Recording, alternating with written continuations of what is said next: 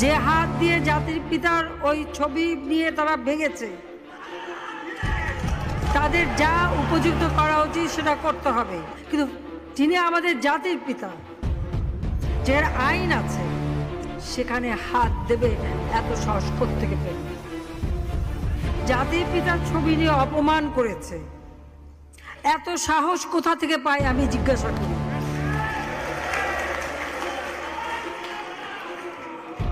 আমি জানি না আমাদের হাই কমিশনার এখন কারা বসেছিল এবং তারা সেখানে কিছুই করতে পারলো না কেন, সেটাও বড় প্রশ্ন। আর আমি আমার প্রবাসী যারা বাঙালি, না আমার প্রবাসী বাঙালিদেরও আমি বলবো যে যারা এই ঘটনাগুলি ঘটিয়েছে তারা চলাফেরা করে না, তাদের দেখেন না।